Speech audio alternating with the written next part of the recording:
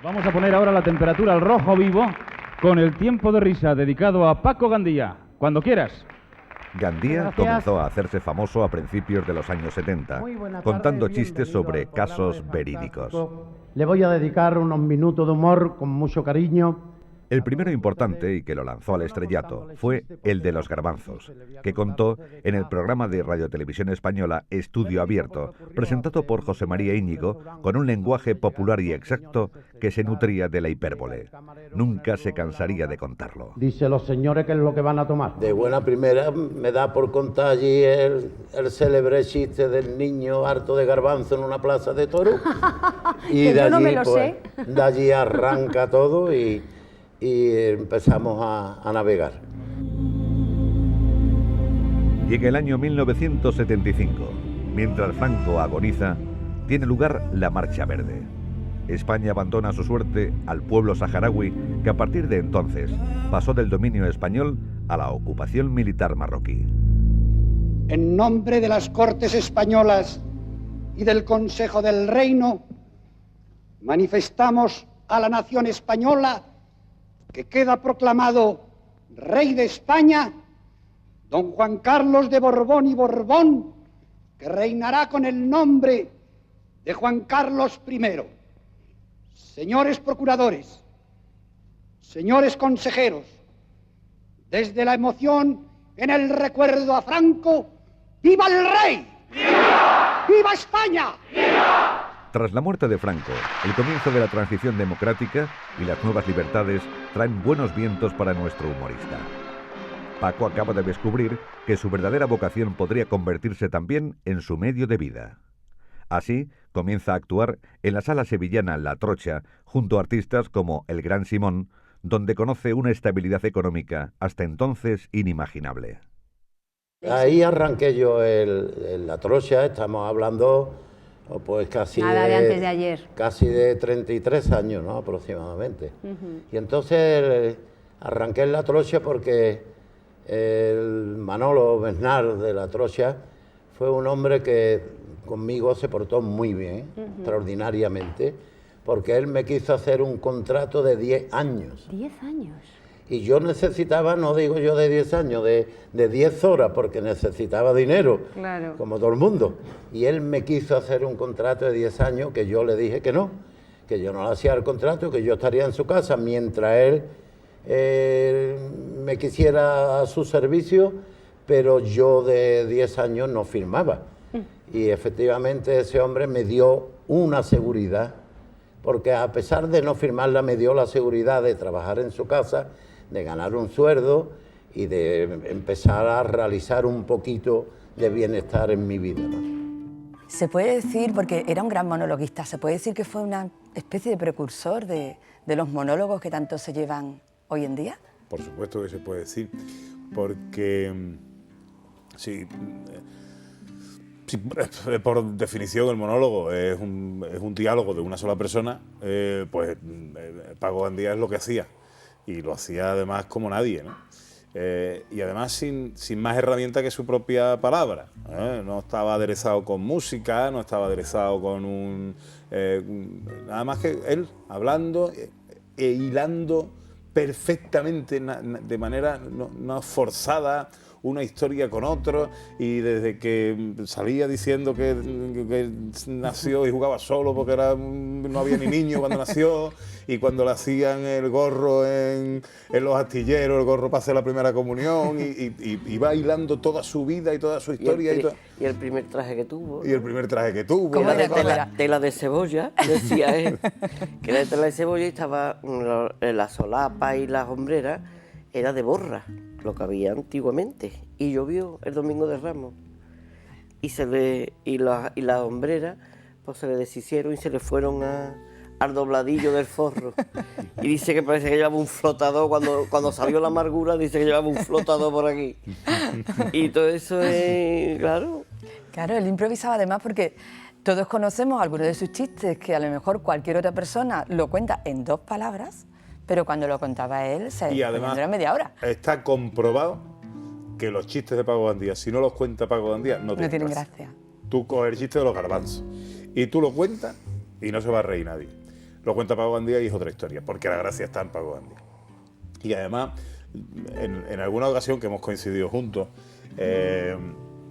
Paco Gandía se ponía a hablar y cuando eran varios los que compartíamos escenarios y teníamos que medir los tiempos, había que estar pendiente cantándole los tiempos a Paco para que Paco cortara en el minuto correspondiente, en la duración correspondiente.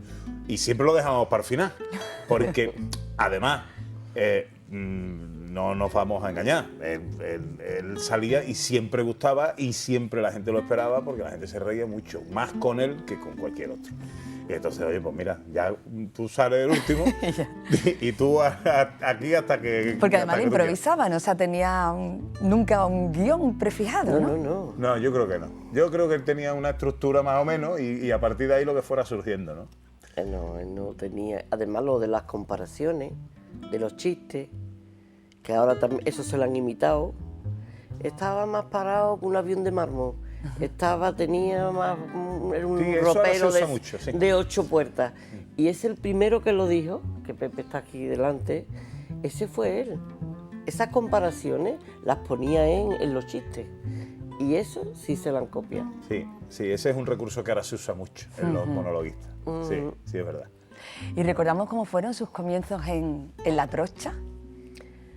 Eso cuando él empezó ya a espigar, digamos, pues Manolo Bernal, que era el dueño de La Trocha, y Gravier, los dos hermanos, pues se enteraron de que mi padre contaba chistes y entonces se lo llevaron a La Trocha a su espectáculo. Y claro, vieron que tenía éxito, que tenía mucho éxito, y le dijeron que dejara la fábrica de aceite y jabones Rosil, que él le contrataba por el tiempo que le hiciera falta, pero que la dejara. Y mi padre, claro, por un lado llevaba mucho tiempo y por el otro lado, pero se decidió y dejó la fábrica y se fue a La Trocha. Y desde ahí, pues, no parar. Después ya viene lo que hemos contado, como Pepe da Rosa le habló a Íñigo, como salió en televisión y como Paco comienza a ganarse la vida como humorista. Cuando el volumen de actuaciones creció, tuvo que colgar el mono de la fábrica de aceites. Su jefe le aconsejó con desdén que no lo dejara muy lejos por si tenía que volver. Afortunadamente esto no ocurrió y poco después de comprarse un flamante Mercedes, decidió presentarse con él en la empresa y comprar 10 litros de aceite. Esta tarde, viniendo para acá, me encuentro con un amigo mío, le digo, Tonio, me he enterado que te has comprado un coche, ¿no? Dice, sí. Digo, ¿de qué color es? Dice, gris.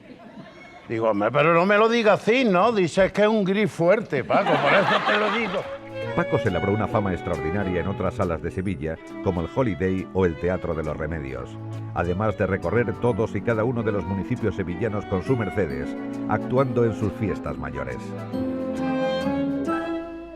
Gandía buscaba sus palabras en el arrabal y en el corral de vecinos. Su lenguaje era de una precisión descriptiva, hiperbólico y lleno de metáforas. Nos hablaba de sus cosas con esa chispa inolvidable y la coartada de que eran verídicas. El otro día me pasó una cosa que es que a mí me pasan las cosas. Voy a trabajar a un pueblo y cuando iba entrando en el pueblo estaba allí la benemérita. Y se viene uno para mí y me dice, le vamos a hacer la prueba de la alcoholemia. Digo, bueno, me da un aparatito y me dice, sopla usted. Soplé, tiene usted que soplar más fuerte. Sopla usted más fuerte. Mira, se me cayeron 2 lágrimas. Sopla usted más fuerte. Claro, ya me enfadé. Digo, bueno, pero ¿esto para qué? ¿Para la prueba de alcoholemia o para entrar en la banda de música del pueblo? Digo, bueno, pues de cualquier cosa se está con chistes, ¿no? En sus casos verídicos trataba todo tipo de temas. Incluso se atrevía con la muerte, a la que había perdido el respeto y convertido en vehículo para la carcajada. En 1982, y durante 6 años, Gandía forma un trío humorístico con Pepe da Rosa y Josele, con los que triunfan por los teatros de toda España, consiguiendo algunos récords de taquilla legendarios, como el del Teatro de los Remedios en Sevilla. Algunos de sus espectáculos más recordados son El Supositorio o El Muerto Viviente. ¿Y cómo fueron aquellos primeros años de éxitos de Paco Gandía?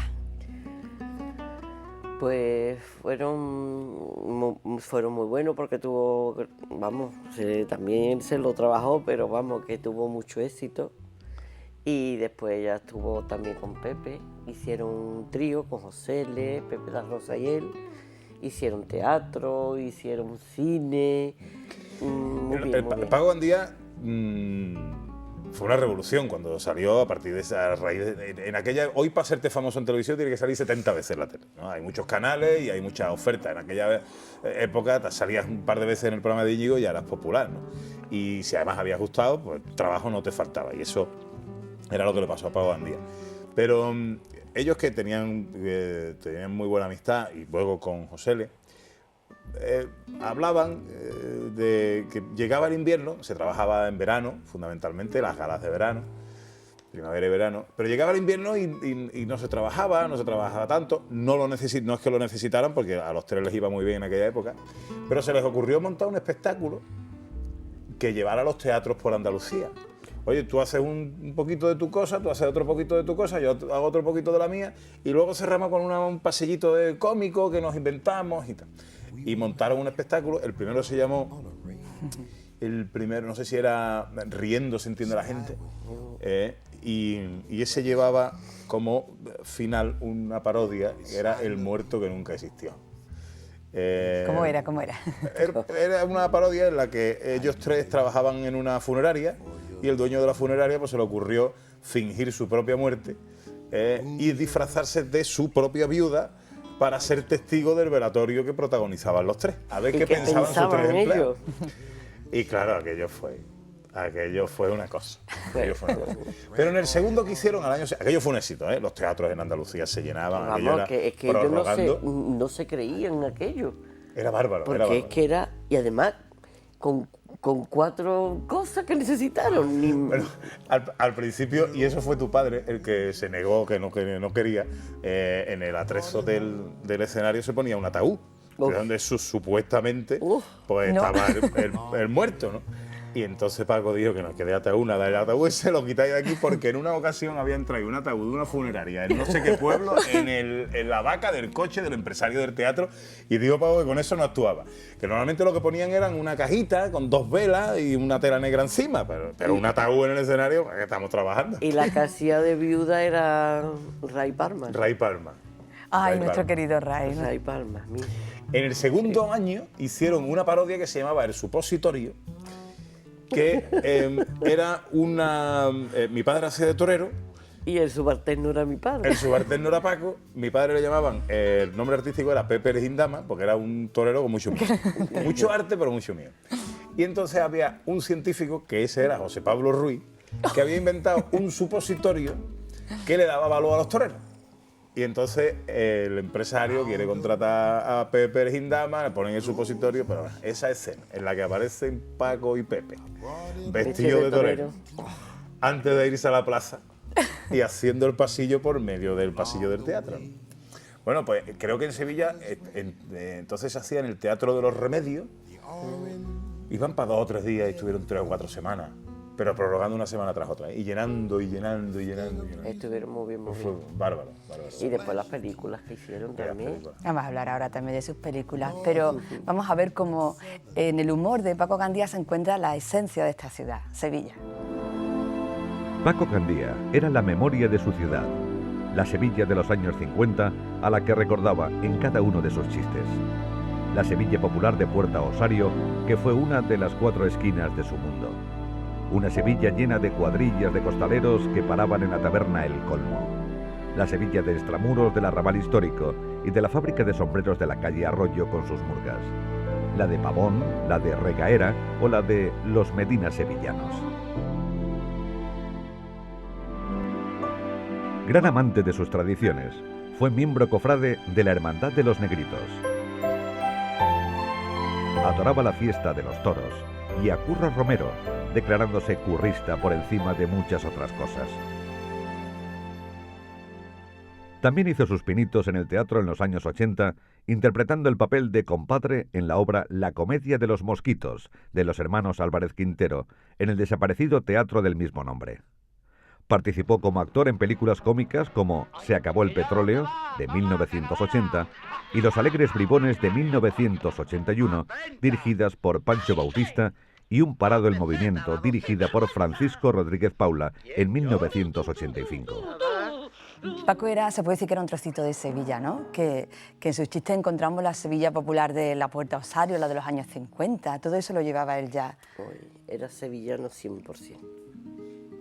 Eso lo tenía a gala, porque él cuando empezó con niño, como dice Pepe, lo coge Caravaca para llevarlo, y él dijo que de Sevilla no se movía. que lo quisiera venir a escucharlo y a contratarlo, que viniera aquí, porque él no se iba de Sevilla. Sevilla para él era... Y además era muy amante de las tradiciones, ¿no? Claro, ese costumbrismo que ahora parece que cierto sector quiere desdeñar, ¿no? Y quiere tirar por tierra. Yo creo que en una ciudad como Sevilla las costumbres hay que mantenerlas, hay que potenciarlas, y habrá que quitar de lo malo y dejar de lo bueno, como pasa con los hermanos Álvarez Quintero, que dicen que retratan una ciudad, bueno, pues retratan la Sevilla que había en aquella época, y además era la auténtica, la real, nos guste o no nos guste. Arniches en Madrid se inventó un madrileño, pero los Quintero no. Y Paco Gandía es un sevillano costumbrista, puro, auténtico, de una ciudad en una época. Y es que eso no lo podemos tirar por tierra, es que no podemos renunciar a eso. Además es que disfrutaba con salir Claro. todas las mañanas y irse por Sevilla de una vuelta, a la Plaza de la Encarnación, por la calle Sierpe, por los jardines de Murillo, vivir la Semana Santa intensamente, las ferias. Y el fútbol también le gustaba, ¿no? Sí, en Sevilla. Eso es lo malo, que éramos sevillistas. Chiquito, hijo. Eso hay que perdonarse, algo tendría que tener. También vivió una experiencia teatral, ¿no? Con la comedia de los hermanos Álvarez Quintero, la comedia de los mosquitos. Los mosquitos, que la hizo con Idilio Cardoso y Charo Reina.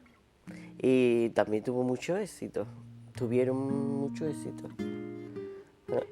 Y luego llega al cine, aunque dicen que el guión, que se lo leía un poquito, pero que luego hacía lo que él quería. Aquello, Pancho Bautista le daba guión, pero ni guión, pero ninguno. Ninguno hacía lo que ellos veían bien. Aquella película Se acabó el petróleo. Esta fue la primera. Pudo ser año 79, por ahí. 78, 79, sí, por ahí, ¿no? Yo. Por ahí tiene que ser. Batió en Andalucía todos los récords de taquilla. En lanzamiento, o sea, en lo que son los primeros achaques de la taquilla. En aquella época las dos grandes películas de taquilla habían sido Superman y La Guerra de las Galaxias.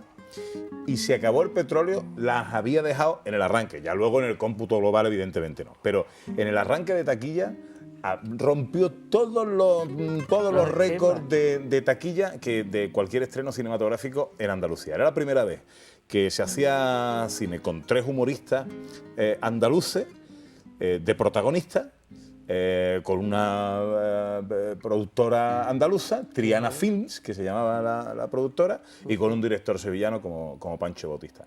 Aquello fue, bueno, la película más mala del mundo, pero las 3 muy malas, pero ellos, bueno, así sigue siendo una película. En Canal Sur te dicen además que la tienen a ellos ahí, creo que tienen los derechos y la emiten de vez en cuando. Ya, claro, es una película residual que se emite a las 3 de la madrugada en Canal 2 una noche del mes de agosto, ¿no? Bueno, pues la sigue viendo la gente y la sigue recordando la gente. ¿Recordáis anécdotas del rodaje que os hayan contado? Yo era muy chiquitito. Y tú Pero ya os hayan contado vuestros padres de cómo fue ese rodaje. Me imagino que se lo pasarían maravilloso. Vaya vez.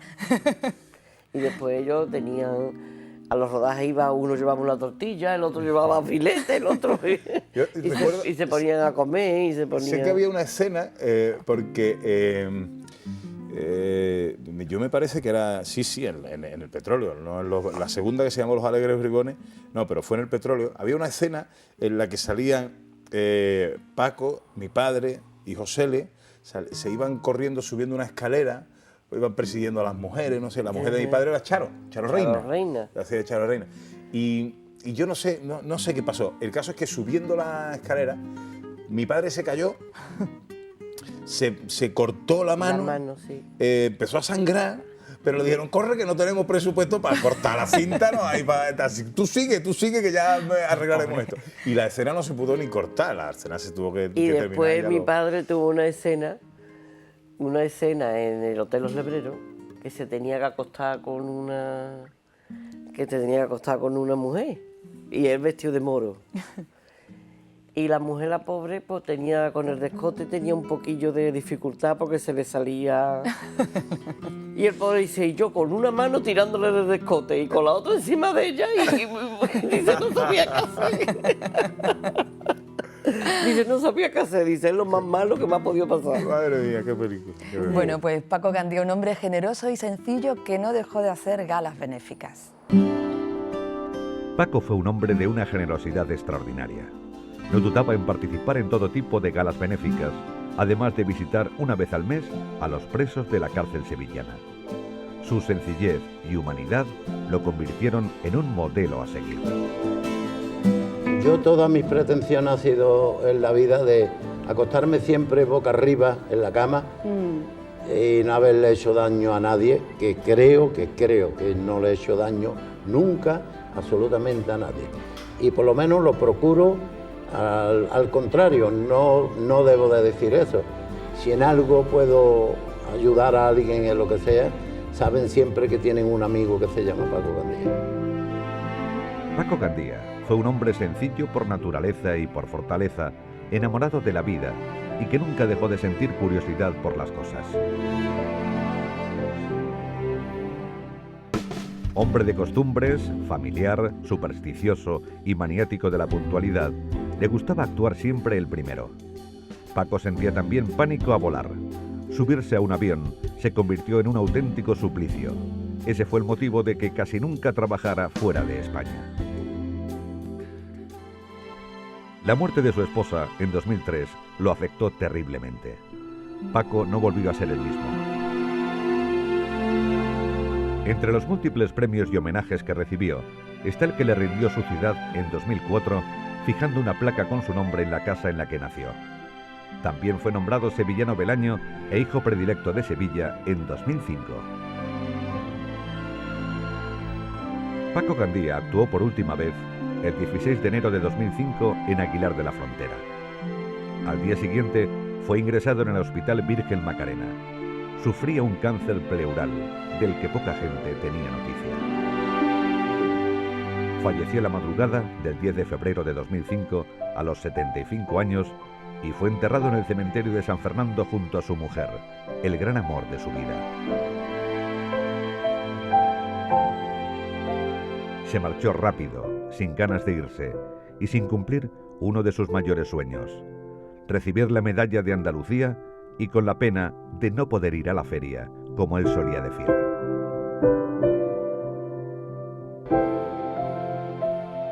En nuestra memoria seguirá viviendo una vida distinta cada día, imaginando cosas que no existían, con el subterfugio de que eran reales. Paco Gandía nos dejó, pero la chispa que lo habitaba seguirá incendiando para siempre nuestra risa. Me encuentro ayer por la tarde con uno que iba por la calle y iba pegándose unos arrascones. Digo, chiquillo, ¿qué te pasa? Dice que tengo más piojo que una cabra enferma. Digo, yo, pues échate arco en la cabeza. Dice, sí, hombre, no los puedo aguantar frescos, los voy a aguantar borrachos. Que fiarte, como dice la gente, ¿no? Gracias, muchas gracias. Ustedes lo pasen bien, síganse divirtiendo y hasta siempre, amigos. Gracias. Muchas gracias. Siempre terminamos este programa con una pregunta, pero no queremos que sea una pregunta triste, sino todo lo contrario, ¿no? Para terminar con el recuerdo de Paco. Siempre nos gusta preguntar qué significa o qué se pierde con la muerte de Paco Gandía. Yo personalmente he perdido todo, porque era un padre excepcional, como persona, como amigo, como todo, porque yo hoy en día pues todo lo que soy es gracias a él.